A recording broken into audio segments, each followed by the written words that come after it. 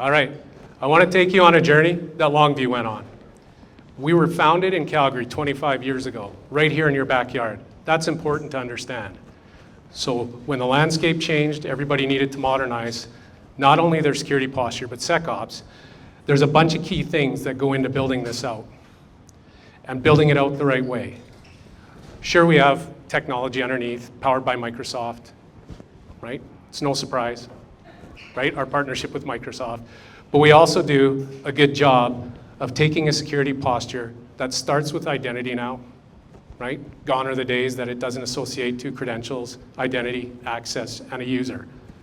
You have to have that type of security posture and email and your endpoint security, your data, your apps, right? Your infrastructure assets, whether it's on-prem, in the cloud, could be multi-cloud, right? IoT, OT, containers, all of that needs to be integrated. You definitely need an integrated security platform now, XDR technology, which we've wrapped Microsoft underneath in our 24/7 SOC, which is based here in Calgary. Again, another thing that we've done to help everybody in this room if they need a security operations team to help support you and augment you in this space, because it's hard to find the expertise, and 24/7 capability. Then you need a SOC that harnesses AI, threat intelligence, machine learning, behavioral analytics. Nobody has a team that can do this manual and with a group of analysts that's big enough with the accuracy that you need today with AI, threat intelligence, machine learning, behavioral analytics sitting underneath. It's important to have a SIM. Why? 24/7 eyes on glass.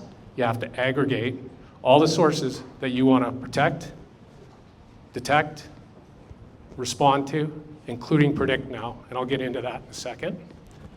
It's very important to have that from a regulatory and compliance perspective. So I don't know how many organizations in here have certain regulatory requirements, like financial services, the banks, utilities, right? Energy organizations. We deal with a lot of them, and it's important. Your data is your data.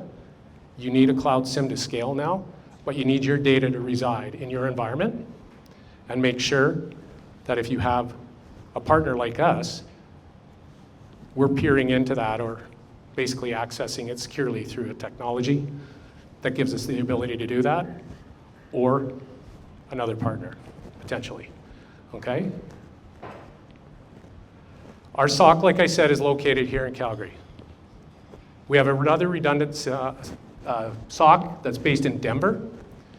For 24/7 operations, we don't do offshore. Again, your data is your data, right? From a Canadian perspective, it needs to reside in Canada if you have data residency or regulatory requirements. So that was important to us when we built this out. It needs to be at scale, and it's 24/7. This is the kind of framework and security posture you need to have.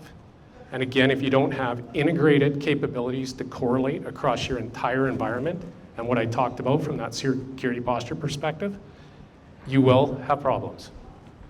You'll have blind spots, right? So if your EDR doesn't talk to your email security tool, very tough thing to keep up to from that perspective. Okay, so now I wanted to go into the fun side of things. Before I do that, we've got colleagues in the room, Trevor and Stephen Obermeyer, who they're hosting a cyber resiliency event on December 4th, where we've opened the doors for everybody in this room to come in and take a look behind the hood of our SOC. Go on a SOC tour, a network operations center that's based here in Calgary, 24/7. As part of that, there'll be a panel involved. So see those fine gentlemen. Keith, if you kick on that video that you foreshadowed now, we're gonna make fun of a typical scenario that all of us in this room deal with.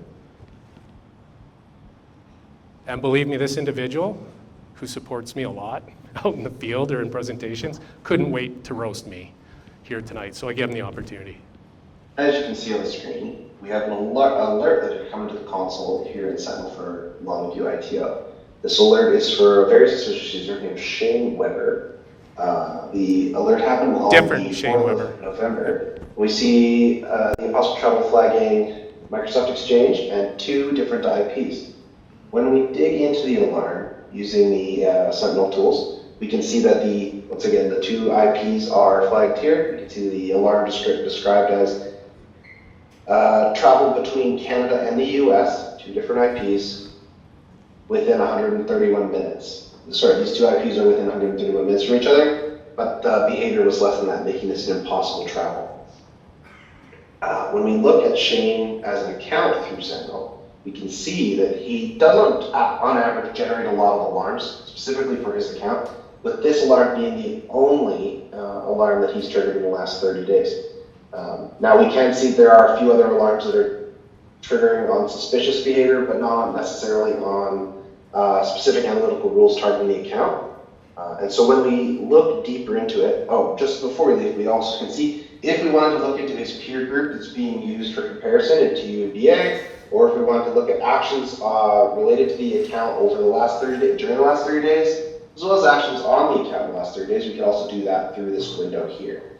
Now, when we look into the actual behavior itself, we can go through sign-in logs. So when we go back to the 4th, we can see that Shane was indeed in Calgary for the most part, signing in the AM from Calgary, but we can see on the 5th that he's actually signing in then from Massachusetts. So I just wanted to give everybody a snapshot behind the scenes of what goes on. The technology and what they've got going on in the background isn't as important as they found this scenario with machine speed. That was critical, right? It was presented to our SOC analysts at a level 2. Those are the people who do deeper threat hunting, right? Do response, make sure they know where it started, where did it get to in the attack chain, and respond effectively. Thank you to everybody here.